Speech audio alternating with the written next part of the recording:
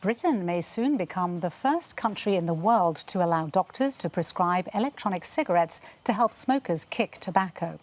The UK's Medicines and Healthcare Products Regulatory Agency has published new guidance that could pave the way for certain e-cigarette products to be medicinally licensed and available under the National Health Service.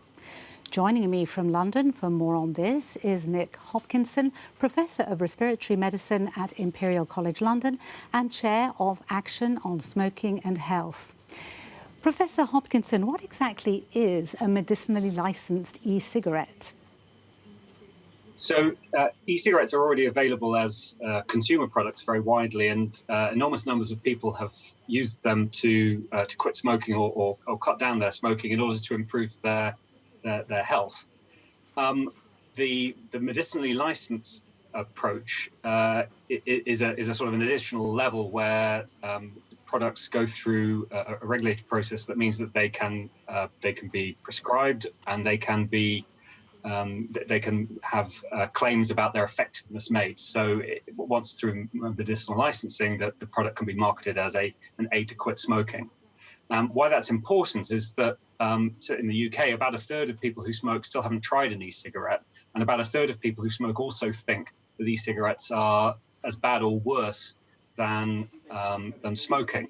Which of course is wrong. So by having a trusted medicinally licensed product, it will mean that both smokers who want to quit and healthcare professionals who are trying to help them to quit will have a reliable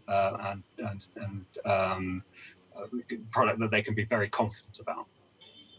So you say that it's wrong to think that they're as harmful as cigarettes, but they do contain chemicals, they do contain nicotine.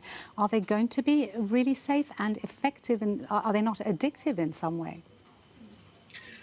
Well, so it's already very well established that one of the ways to get people to quit smoking is to provide nicotine in a different fashion. So many people over the years have quit smoking using nicotine patches, nicotine gum, which provides them with the nicotine, which is the addictive substance in smoking that sustains the habit, but is much safer. So compared to smoking, e-cigarettes are much safer. So anyone who switches completely from smoking to vaping will have taken a really important step forward in terms of their health. Now, in the long term, if they're able to quit vaping completely, that's going to be for the best, but obviously not at the expense of going back to smoking. So we need to separate out the nicotine and addiction to nicotine, which is not that harmful, from the effect of inhaling tar and carbon monoxide, which is what's happening when people actually smoke a conventional cigarette.